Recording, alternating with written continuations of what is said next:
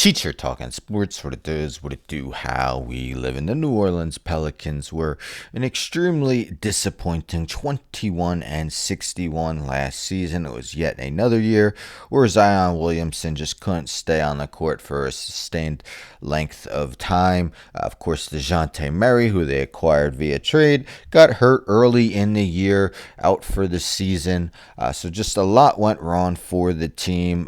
Brandon Ingram couldn't stay healthy and then was traded to the Toronto Raptors. Well, they had a front office shakeup and now have Joe Dumars running the basketball side of things. Joe Dumars, of course, longtime Pistons player, Hall of Famer, longtime Pistons executive, won a NBA championship with them as an executive, and previously held a role with the Sacramento Kings as well. But he's been oft scrutinized since joining the team. Well, he sat down with Mark J. Spears of Anscape, and they had an interview, and one of the questions that was asked is talking about that criticism he's been receiving. So Spears asked, social media has been going crazy with a trade you made to get the draft rights to Queen when trading a first-round pick. What would you say to the critics? And then it mentions the trade that has been very much scrutinized by nearly almost universally. The Pelicans traded the 23rd pick in the 2025 draft and an unprotected 2026 first-round pick to the Atlanta Hawks to acquire the 13th pick in the 2025 NBA draft, using it to select Queen. Now that 2026 first-round pick is the better between theirs and the Milwaukee Bucks, which they also own. But you see Dumars' response. I don't mind the criticism. People say they don't mind, but I really don't mind. When you're running a franchise, you make a determination of what you think you need to start growing your franchise. The opportunity presented itself that we could get 2 lottery picks, and to do that, you're going to have to give up something. We gave up what we thought it would take to get these 2 lottery picks, and we did. Now, I really don't mind the criticism, the second guessing. I've done this long enough to understand that it just comes with the business, just the sports world we live in. But we're building a team to play it out. I believe in my guys. We'll see how it plays out. So, yeah, and the guy they got, Derek Queen, Maryland center, not saying that's a bad pick at all, 13th. But they just drafted a center last year in Yves Missi, who was second-team all-rookie and started for much of the year.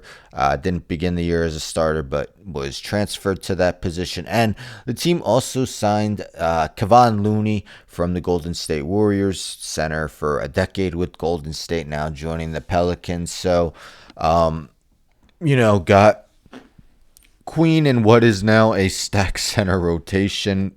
Not stacked in the sense where they're, necessarily a superstar in there, but 3 guys who are all going to be expecting to play minutes. And another trade that was highly scrutinized was the Jordan Poole deal. He had spoke on him a little bit as well. You could check out the interview.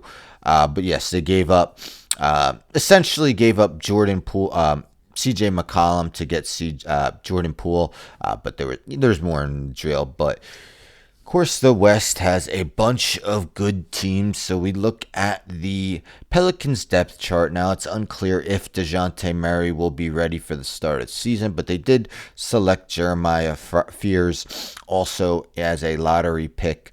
So they did have 2 lottery picks. Of course, Jose Alvarado, that gritty player, who has seen as an overachiever, but really excels on the defensive end. Herbert Jones, you see, he should be ready for the start of next season. So you wonder if, what their starting lineup would be. Could Jordan Poole be that 6th man that he was with Golden State? To insert Herbert Jones in there for his defense. Of course, when Zion pretty much inevitably misses some games, we could see a starting lineup change as well. Jordan Hawkins really hasn't excelled in his, I believe, 2 years in the league. Still looking for more from him. So Sadiq Bey, kind of a forgotten player if they missed all last season. He could play a role. But, the question is does this team have any shot at being a play-in team? can Jordan Poole had a pretty good season last year with the Wizards, albeit on, a very bad team. So will he be able to duplicate that with a Pelicans team that at least wants to challenge for a playoff spot? Even though, you look, it seems highly unlikely. I mean, who out of the 6 teams that made it in the West, who's really going to fall? Thunder, Rockets, Lakers, Nuggets, Clippers, Timberwolves. And I mean, none of those teams are going to fall out of play-in contention because the Warriors are still up there. They're, of course, full season with Jimmy Butler. The Dallas Mavericks, after adding Cooper Flag. That's 8 teams. Of course, Kyrie Irving might be back in, let's say, January. And then there's the Grizzlies, who, yes, lost Desmond Bang, but still made some moves. Jaren Jackson got that large extension. The Sacramento Kings, hoping to return to playoffs after making it and missing it the past 2 years, losing in the play-in tournament. And the Trailblazers and Spurs are also teams on the rise. Spurs, of course, added Dylan Harper, second overall pick. Trailblazers, adding Drew Holiday via trade, looking like their defense will be even better. So what are your thoughts? Is Joe Dumars off to a really rough start as a Pelicans executive? Do you expect the Poole trade or the Derek Queen trade to pan out? Anyhow, don't forget to subscribe. Tell a friend to subscribe. Like the video, share the video, hit the bell for notifications. It's early. I'm out.